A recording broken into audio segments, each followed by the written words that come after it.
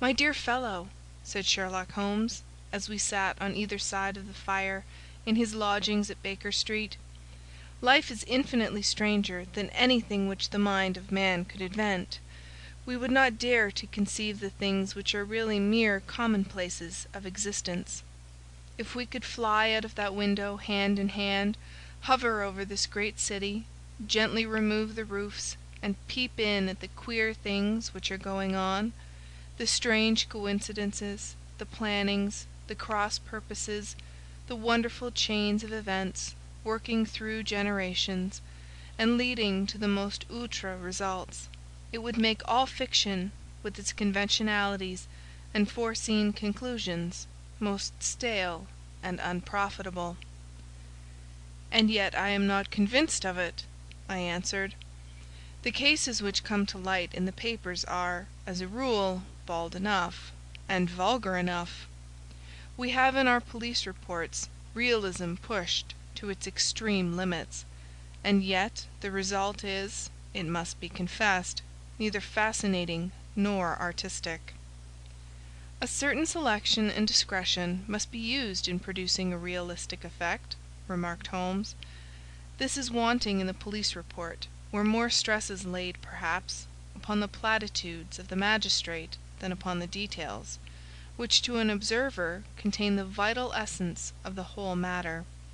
Depend upon it, there is nothing so unnatural as the commonplace." I smiled and shook my head. "I can quite understand your thinking so," I said. "Of course, in your position of unofficial adviser and helper to everybody who is absolutely puzzled, throughout 3 continents, you are brought in contact with all that is strange and bizarre. But here—" I picked up the morning paper from the ground. "Let us put it to a practical test. Here is the first heading upon which I come: 'A husband's cruelty to his wife.' There is half a column of print, but I know without reading it that it is all perfectly familiar to me. There is, of course, the other woman, the drink, the push, the blow, the bruise, the sympathetic sister or landlady. The crudest of writers could invent nothing more crude." "Indeed, your example is an unfortunate one for your argument," said Holmes, taking the paper and glancing his eye down it. "This is the Dundas separation case, and, as it happens, I was engaged in clearing up some small points in connection with it. The husband was a teetotaler, and there was no other woman, and the conduct complained of was that he had drifted into the habit of winding up every meal by taking out his false teeth and hurling them at his wife, which, you will allow, is not an action likely to occur to the imagination of the average story-teller. Take a pinch of snuff, Doctor, and acknowledge that I have scored over you in your example." He held out his snuff-box of old gold, with a great amethyst in the centre of the lid. Its splendour was in such contrast to his homely ways and simple life that I could not help commenting upon it. "Ah," said he, "I forgot that I had not seen you for some weeks. It is a little souvenir from the King of Bohemia in return for my assistance in the case of the Irene Adler papers." "And the ring?" I asked, glancing at a remarkable brilliant which sparkled upon his finger. "It was from the reigning family of Holland, though the matter in which I served them was of such delicacy that I cannot confide it even to you, who have been good enough to chronicle 1 or 2 of my little problems." "And have you any on hand just now?" I asked with interest. "Some 10 or 12, but none which present any feature of interest. They are important, you understand, without being interesting. Indeed, I have found that it is usually in unimportant matters that there is a field for the observation, and for the quick analysis of cause and effect which gives the charm to an investigation. The larger crimes are apt to be the simpler, for the bigger the crime, the more obvious, as a rule, is the motive. In these cases, save for one rather intricate matter which has been referred to me from Marseilles, there is nothing which presents any features of interest. It is possible, however, that I may have something better before very many minutes are over, for this is one of my clients, or I am much mistaken." He had risen from his chair, and was standing between the parted blinds, gazing down into the dull, neutral-tinted London street. Looking over his shoulder, I saw that on the pavement opposite there stood a large woman with a heavy fur boa round her neck, and a large curling red feather in a broad-brimmed hat, which was tilted in a coquettish Duchess of Devonshire fashion over her ear. From under this great panoply she peeped up in a nervous, hesitating fashion at our windows, while her body oscillated backward and forward, and her fingers fidgeted with her glove buttons. Suddenly, with a plunge, as of the swimmer who leaves the bank, she hurried across the road, and we heard the sharp clang of the bell. "I have seen those symptoms before," said Holmes, throwing his cigarette into the fire. "Oscillation upon the pavement always means an affaire de coeur. She would like advice, but she is not sure that the matter is not too delicate for communication. And yet, even here we may discriminate. When a woman has been seriously wronged by a man she no longer oscillates, and the usual symptom is a broken bell wire. Here we may take it that there is a love matter, but that the maiden is not so much angry as perplexed or grieved. But here she comes in person to resolve our doubts." As he spoke, there was a tap at the door, and the boy in buttons entered to announce Miss Mary Sutherland, while the lady herself loomed behind his small black figure like a full-sailed merchantman behind a tiny pilot-boat. Sherlock Holmes welcomed her with the easy courtesy for which he was remarkable, and, having closed the door and bowed her into an armchair, he looked her over in the minute and yet abstracted fashion which was peculiar to him. "Do you not find," he said, "that with your short sight it is a little trying to do so much typewriting?" "I did at first," she answered, "but now I know where the letters are without looking." Then, suddenly realizing the full purport of his words, she gave a violent start and looked up, with fear and astonishment upon her broad, good-humoured face. "You have heard about me, Mr. Holmes?" she cried. "Else how could you know all that?" "Never mind," said Holmes, laughing. "It is my business to know things. Perhaps I have trained myself to see what others overlook. If not, why should you come to consult me?" "I came to you, sir, because I heard of you from Mrs. Etheridge, whose husband you found so easy when the police and everyone had given him up for dead. Oh, Mr. Holmes, I wish you would do as much for me. I'm not rich, but still I have 100 a year in my own right, besides the little that I make by the machine, and I would give it all to know what has become of Mr. Hosmer Angel." "Why did you come away to consult me in such a hurry?" asked Sherlock Holmes, with his finger-tips together and his eyes to the ceiling. Again a startled look came over the somewhat vacuous face of Miss Mary Sutherland. "Yes, I did bang out of the house," she said, "for it made me angry to see the easy way in which Mr. Windibank, that is my father, took it all.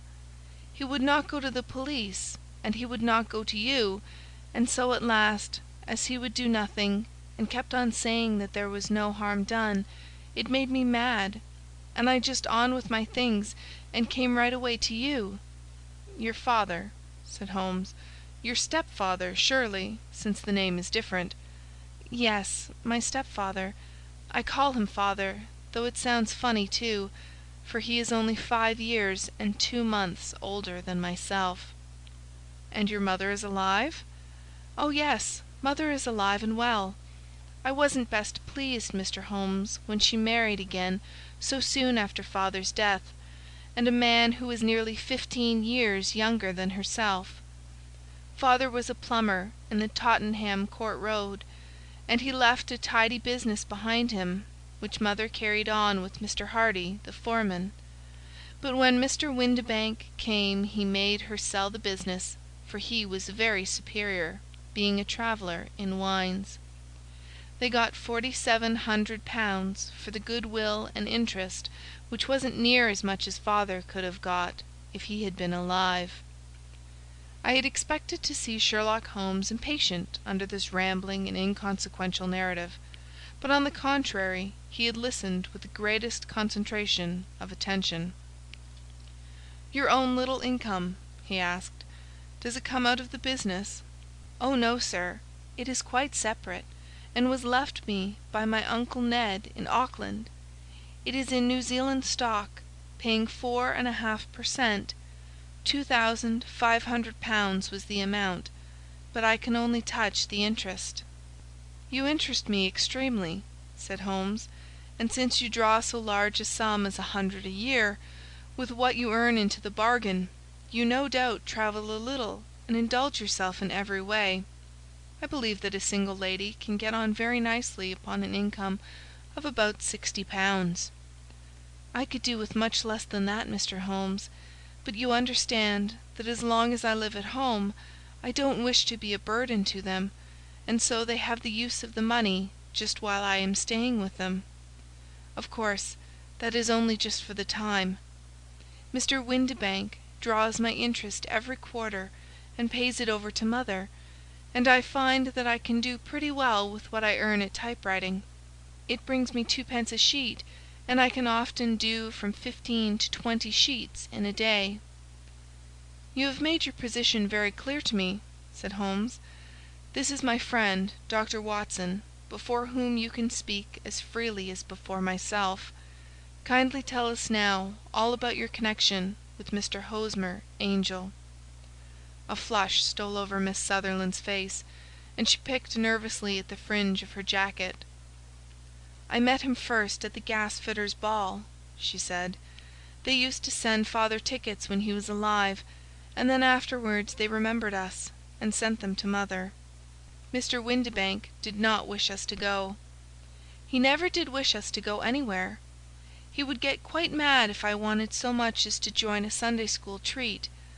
But this time I was set on going, and I would go, for what right had he to prevent? He said the folk were not fit for us to know, when all father's friends were to be there. And he said that I had nothing fit to wear, when I had my purple plush that I had never so much as taken out of the drawer. At last, when nothing else would do, he went off to France upon the business of the firm, but we went, mother and I, with Mr. Hardy, who used to be our foreman, and it was there I met Mr. Hosmer Angel." "I suppose," said Holmes, "that when Mr. Windibank came back from France he was very annoyed at your having gone to the ball." "Oh, well, he was very good about it. He laughed, I remembered, and shrugged his shoulders, and said there was no use denying anything to a woman, for she would have her way." "I see. Then at the gasfitters' ball you met, as I understand, a gentleman called Mr. Hosmer Angel?" "Yes, sir. I met him that night, and he called next day to ask if we had got home all safe, and after that we had met him, that is to say, Mr. Holmes, I met him twice for walks, but after that father came back again, and Mr. Hosmer Angel could not come to the house any more." "No?" "Well, you know father didn't like anything of the sort. He wouldn't have any visitors if he could help it, and he used to say that a woman should be happy in her own family circle. But then, as I used to say to mother, a woman wants her own circle to begin with, and I had not got mine yet." "But how about Mr. Hosmer Angel? Did he make no attempt to see you?" "Well, father was going off to France again in a week, and Hosmer wrote and said that it would be safer and better not to see each other until he had gone. We could write in the meantime, and he used to write every day. I took the letters in the morning, so there was no need for father to know." "Were you engaged to the gentleman at this time?" "Oh yes, Mr. Holmes. We were engaged after the first walk that we took. Mr. Angel was a cashier in an office in Leadenhall Street, and—" "What office? That's the worst of it, Mr. Holmes. I don't know." "Where did he live, then?" "He slept on the premises." "And you don't know his address?" "No, except that it was Leadenhall Street." "Where did you address your letters, then?" to the Leadenhall Street post office, to be left till called for. He said that if they were sent to the office, he would be chaffed by all the other clerks about having letters from a lady, so I offered to typewrite them, like he did his, but he wouldn't have that, for he said that when I wrote them they seemed to come from me, but when they were typewritten, he always felt that the machine had come between us. That will just show you how fond he was of me, Mr. Holmes, and the little things that he would think of." "It was most suggestive," said Holmes. "It has long been an axiom of mine that the little things are infinitely the most important. Can you remember any other little things about Mr. Hosmer Angel?" "He was a very shy man, Mr. Holmes. He would rather walk with me in the evening than in the daylight, for he said that he hated to be conspicuous. Very retiring and gentlemanly he was. Even his voice was gentle. He'd had the quinsy and swollen glands when he was young, he told me, and it had left him with a weak throat and a hesitating, whispering fashion of speech. He was always well dressed, very neat and plain, but his eyes were weak, just as mine are, and he wore tinted glasses against the glare." "Well, and what happened when Mr. Windibank, your stepfather, returned to France?" "Mr. Hosmer Angel came to the house again, and proposed that we should marry before father came back. He was in dreadful earnest, and made me swear, with my hands on the testament, that whatever happened I would always be true to him. Mother said he was quite right to make me swear, and that it was a sign of his passion. Mother was all in his favour from the first, and was even fonder of him than I was. Then, when they talked of marrying within the week, I began to ask about father, but they both said never to mind about father, but just to tell him afterwards, and mother said she would make it all right with him. I didn't quite like that, Mr. Holmes. It seemed funny that I should ask his leave, as he was only a few years older than me, but I didn't want to do anything on the sly, so I wrote to father at Bordeaux, where the company has its French offices, but the letter came back to me on the very morning of the wedding." "It missed him, then?" "Yes, sir, for he had started to England just before it arrived." "Ha! That was unfortunate. Your wedding was arranged, then, for the Friday. Was it to be in church?" "Yes, sir, but very quietly. It was to be at St. Saviour's, near King's Cross, and we were to have breakfast afterwards at the St. Pancras Hotel. Hosmer came for us in a hansom, but as there were two of us, he put us both into it and stepped himself into a four-wheeler, which happened to be the only other cab in the street. We got to the church first, and when the four-wheeler drove up, we waited for him to step out, but he never did, and when the cabman got down from the box and looked, there was no one there. The cabman said that he could not imagine what had become of him, for he had seen him get in with his own eyes. That was last Friday, Mr. Holmes, and I have never seen or heard anything since then to throw any light upon what became of him." "It seems to me that you have been very shamefully treated," said Holmes. "Oh, no, sir. He was too good and kind to leave me so. Why, all the morning he was saying to me that, whatever happened, I was to be true, and that even if something quite unforeseen occurred to separate us, I was always to remember that I was pledged to him, and that he would claim his pledge sooner or later. It seemed strange talk for a wedding morning, but what has happened since gives a meaning to it." "Most certainly it does. Your own opinion is, then, that some unforeseen catastrophe has occurred to him?" "Yes, sir. I believe that he foresaw some danger, or else he would not have talked so. And then I think that what he foresaw happened." "But you have no notion as to what it could have been?" "None." "One more question. How did your mother take the matter?" "She was angry, and said that I was never to speak of the matter again." "And your father? Did you tell him?" "Yes, and he seemed to think, with me, that something had happened, and that I should hear of Hosmer again. As he said, what interest could anyone have in bringing me to the doors of the church, and then leaving me?" Now if he had borrowed my money, or if he had married me and got my money settled on him, there might be some reason. But Hosmer was very independent about money, and never would look at a shilling of mine. And yet what could have happened? And why could he not write? Oh, it drives me half mad to think of it, and I can't sleep a wink at night." She pulled a little handkerchief out of her muff, and began to sob heavily into it. "I shall glance into the case for you," said Holmes, rising, "and I have no doubt that we shall reach some definite result. Let the weight of the matter rest upon me now, and do not let your mind dwell upon it further. Above all, try to let Mr. Hosmer Angel vanish from your memory, as he has done from your life." "Then you don't think I'll see him again?" "I fear not." "Then what has happened to him?" "You will leave that question in my hands.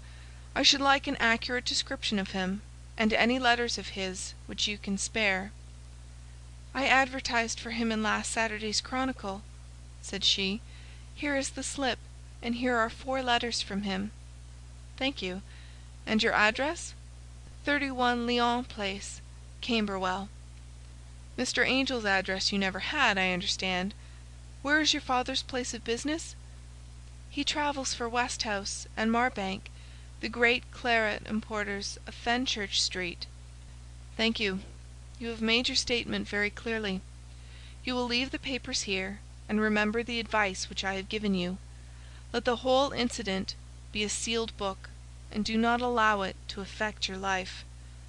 "You are very kind, Mr. Holmes, but I cannot do that. I shall be true to Hosmer. He shall find me ready when he comes back." For all the preposterous hat and the vacuous face, there was something noble in the simple faith of our visitor which compelled our respect. She laid her little bundle of papers upon the table and went her way, with a promise to come again whenever she might be summoned. Sherlock Holmes sat silent for a few minutes, with his finger-tips still pressed together, his legs stretched out in front of him, and his gaze directed upward to the ceiling. Then he took down from the rack the old and oily clay pipe, which was to him as a counsellor, and, having lit it, he leaned back in his chair, with the thick blue cloud-wreaths spinning up from him, and a look of infinite languor upon his face. "Quite an interesting study, that maiden," he observed. "I found her more interesting than her little problem, which, by the way, is rather a trite one. You will find parallel cases, if you consult my index, in Andover in '77. And there was something of the sort at the Hague last year. Old as is the idea, however, there were 1 or 2 details which were new to me, but the maiden herself was most instructive." "You appeared to read a good deal upon her, which was quite invisible to me," I remarked. "Not invisible, but unnoticed, Watson. You did not know where to look, and so you missed all that was important. I can never bring you to realize the importance of sleeves, the suggestiveness of thumbnails, or the great issues that may hang from a bootlace. Now, what did you gather from that woman's appearance? Describe it." "Well, she had a slate-coloured, broad-brimmed straw hat, with a feather of a brickish red. Her jacket was black, with black beads sewn upon it, and a fringe of little black jet ornaments. Her dress was brown, rather darker than coffee colour, with a little purple plush at the neck and sleeves. Her gloves were greyish, and were worn through at the right forefinger. Her boots I didn't observe. She had small, round, hanging gold earrings, and a general air of being fairly well-to-do in a vulgar, comfortable, easy-going way." Sherlock Holmes clapped his hands softly together and chuckled. "'Pon my word, Watson, you are coming along wonderfully. You have really done very well indeed. It is true that you have missed everything of importance, but you have hit upon the method, and you have a quick eye for colour. Never trust to general impressions, my boy, but concentrate yourself upon details. My first glance is always at a woman's sleeve. In a man it is perhaps better first to take the knee of the trouser. As you observe, this woman had plush upon her sleeves, which is a most useful material for showing traces. The double line a little above the wrist, where the typewriter presses against the table, was beautifully defined. The sewing machine, of the hand type, leaves a similar mark, but only on the left arm, and on the right of it farthest from the thumb, instead of being right across the broadest part, as this was. I then glanced at her face, and observing the dint of a pince nez at either side of her nose, I ventured a remark upon short sight and typewriting, which seemed to surprise her. It surprised me. But surely it was obvious. I was then much surprised and interested on glancing down to observe that, though the boots which she was wearing were not unlike each other, they were really odd ones, the one having a slightly decorated toe-cap, and the other a plain one.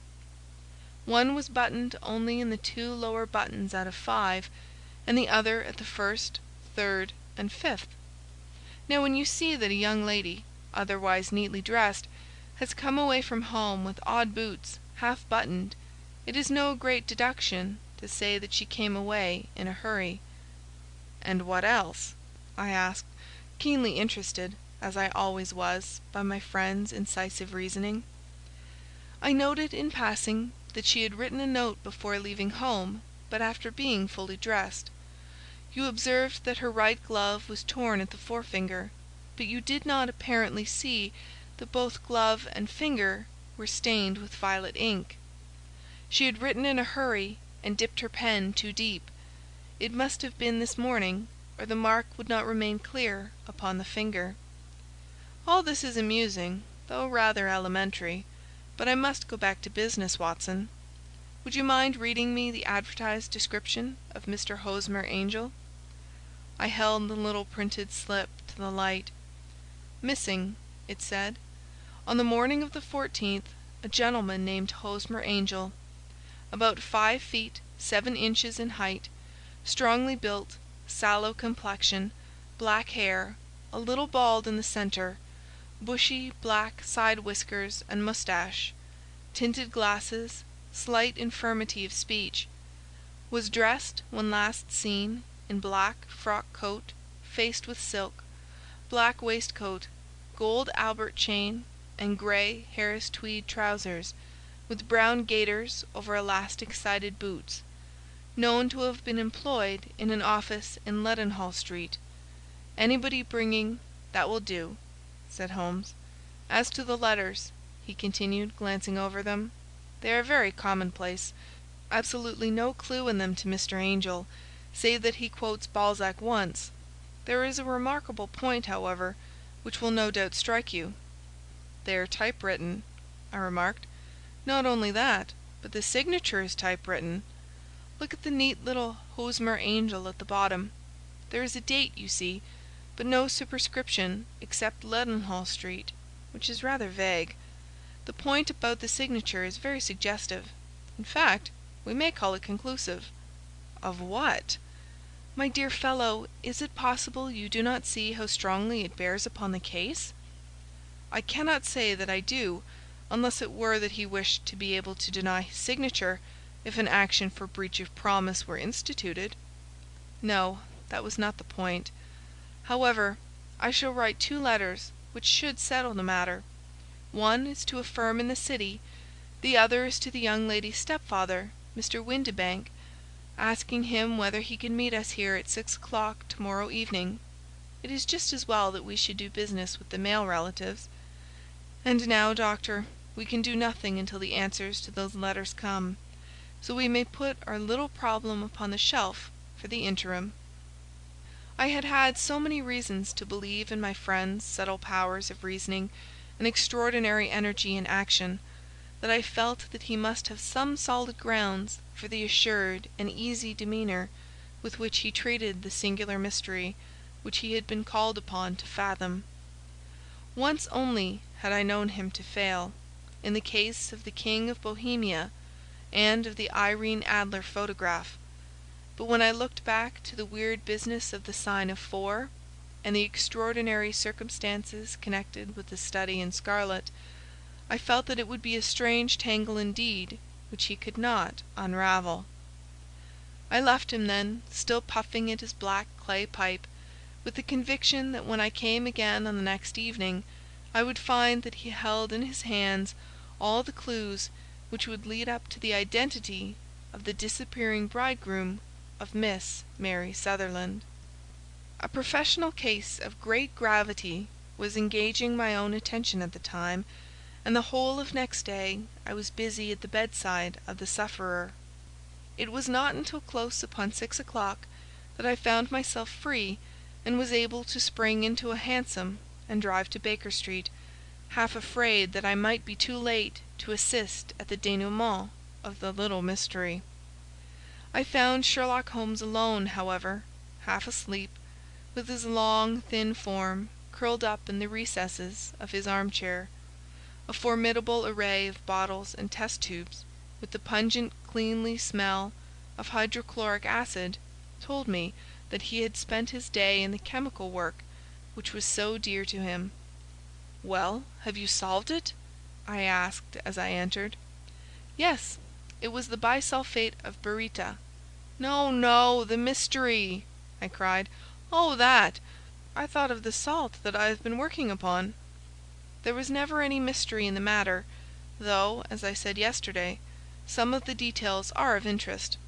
The only drawback is that there is no law, I fear, that can touch the scoundrel. Who was he, then, and what was his object in deserting Miss Sutherland? The question was hardly out of my mouth, and Holmes had not yet opened his lips to reply, when we heard a heavy footfall in the passage, and a tap at the door. "This is the girl's stepfather, Mr. James Windibank," said Holmes. "He has written to me to say that he would be here at 6. Come in." The man who entered was a sturdy, middle-sized fellow, some 30 years of age, clean-shaven and sallow-skinned, with a bland, insinuating manner, and a pair of wonderfully sharp and penetrating grey eyes. He shot a questioning glance at each of us, placed his shiny top hat upon the sideboard, and with a slight bow sidled down into the nearest chair. "Good evening, Mr. James Windibank," said Holmes. "I think that this typewritten letter is from you, in which you made an appointment with me for 6 o'clock?" "Yes, sir. I am afraid that I am a little late, but I am not quite my own master, you know. I am sorry that Miss Sutherland has troubled you about this little matter, for I think it is far better not to wash linen of the sort in public. It was quite against my wishes that she came, but she is a very excitable, impulsive girl, as you may have noticed, and she is not easily controlled when she has made up her mind on a point. Of course, I did not mind you so much, as you are not connected with the official police, but it is not pleasant to have a family misfortune like this noised abroad. Besides, it is a useless expense, for how could you possibly find this Hosmer angel?" "On the contrary," said Holmes quietly, "I have every reason to believe that I will succeed in discovering Mr. Hosmer Angel." Mr. Windibank gave a violent start and dropped his gloves. "I am delighted to hear it," he said. "It is a curious thing," remarked Holmes, "that a typewriter has really quite as much individuality as a man's handwriting. Unless they are quite new, no two of them write exactly alike. Some letters get more worn than others, and some wear only on one side.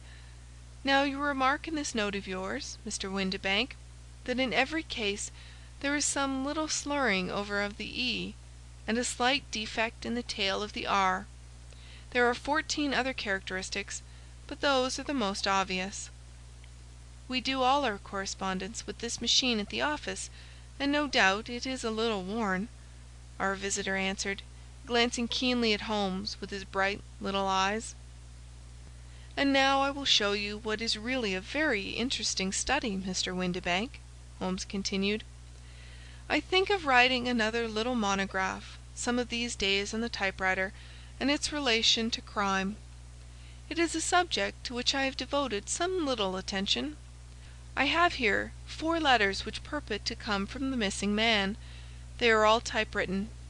In each case Not only are the E's slurred and the R's tailless, but you will observe, if you care to use my magnifying lens, that the other 14 characteristics to which I have alluded are there as well." Mr. Windibank sprang out of his chair and picked up his hat. "I cannot waste time over this sort of fantastic talk, Mr. Holmes," he said. "If you can catch the man, catch him, and let me know when you have done it." "Certainly," said Holmes, stepping over and turning the key in the door. "I let you know, then, that I have caught him." "What? Where?" shouted Mr. Windibank, turning white to his lips and glancing about him like a rat in a trap.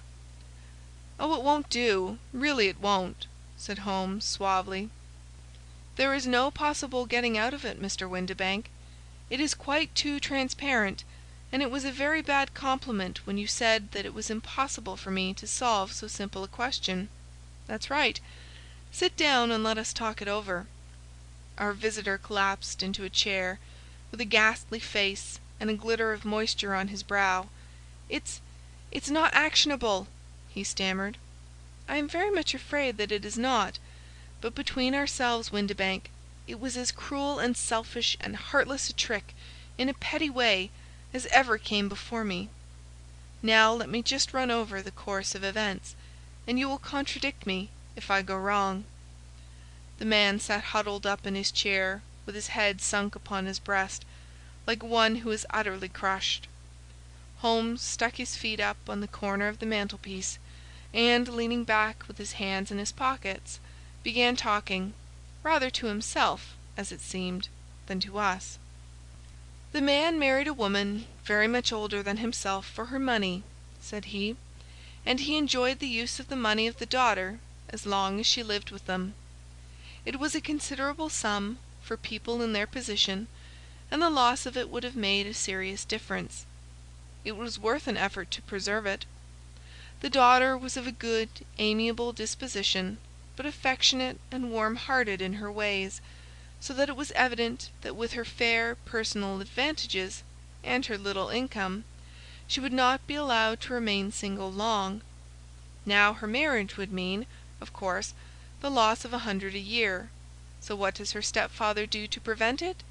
He takes the obvious course of keeping her at home and forbidding her to seek the company of people her own age. But soon he found that that would not answer forever. She became restive, insisted upon her rights, and finally announced her positive intention of going to a certain ball. What does her clever stepfather do then? He conceives an idea more creditable to his head than to his heart.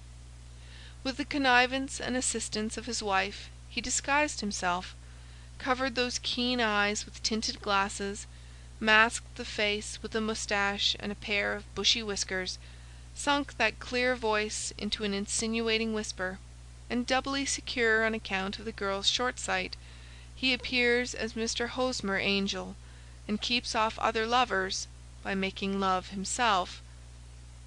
"It was only a joke at first," groaned our visitor. "We never thought that she would have been so carried away." "Very likely not.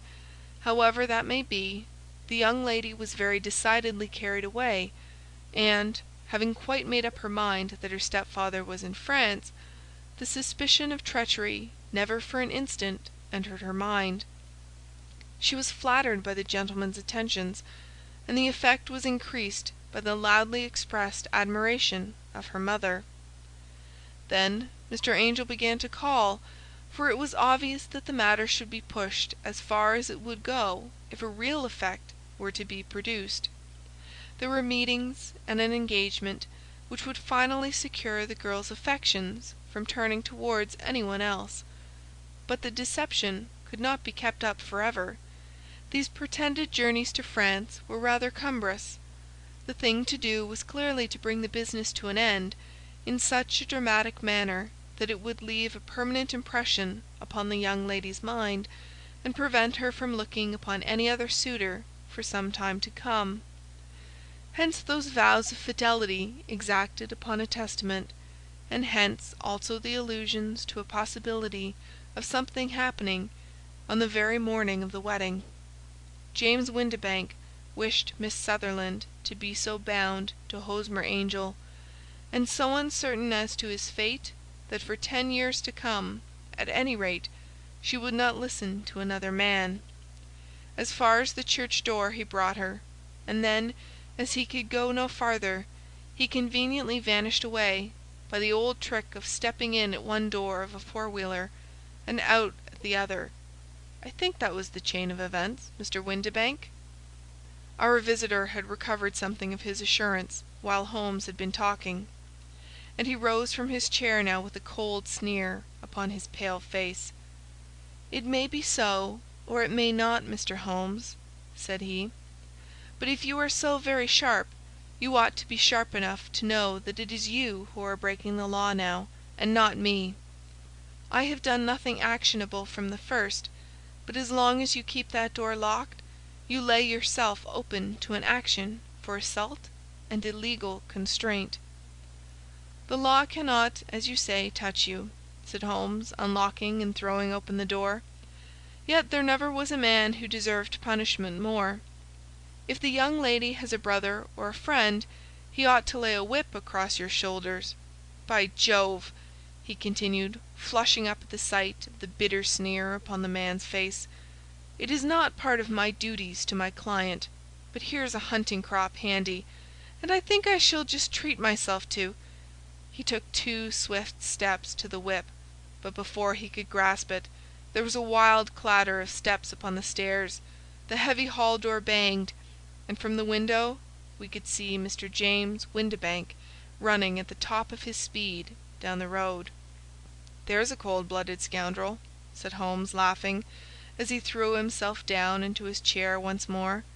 "That fellow will rise from crime to crime, until he does something very bad, and ends on a gallows. The case has, in some respects, been not entirely devoid of interest." "I cannot now entirely see all the steps of your reasoning," I remarked. "Well, of course it was obvious from the first that this Mr. Hosmer Angel must have some strong object for his curious conduct, and it was equally clear that the only man who really profited by the incident, as far as we could see, was the stepfather. Then the fact that the 2 men were never together, but that the one always appeared when the other was away, was suggestive. So were the tinted spectacles and the curious voice, which both hinted at a disguise, as did the bushy whiskers. My suspicions were all confirmed by his peculiar action in typewriting his signature, which, of course, inferred that his handwriting was so familiar to her that she would recognize even the smallest sample of it. You see, all these isolated facts, together with many minor ones, all pointed in the same direction." "And how did you verify them?" "Having once spotted my man, it was easy to get corroboration. I knew the firm for which this man worked. Having taken the printed description, I eliminated everything from it which could be the result of a disguise, the whiskers, the glasses, the voice, and I sent it to the firm, with a request that they would inform me whether it answered to the description of any of their travellers. I had already noticed the peculiarities of the typewriter, and I wrote to the man himself at his business address, asking him if he would come here. As I expected, his reply was typewritten, and revealed the same trivial but characteristic defects. The same post brought me a letter from Westhouse and Marbank, of Fenchurch Street, to say that the description tallied in every respect with that of their employee, James Windibank. Voilà tout." "And Miss Sutherland?" "If I tell her, she will not believe me. You may remember the old Persian saying, 'There is danger for him who taketh the tiger cub, and danger also for whoso snatches a delusion from a woman.' There is as much sense in Hafiz as in Horace, and as much knowledge of the world."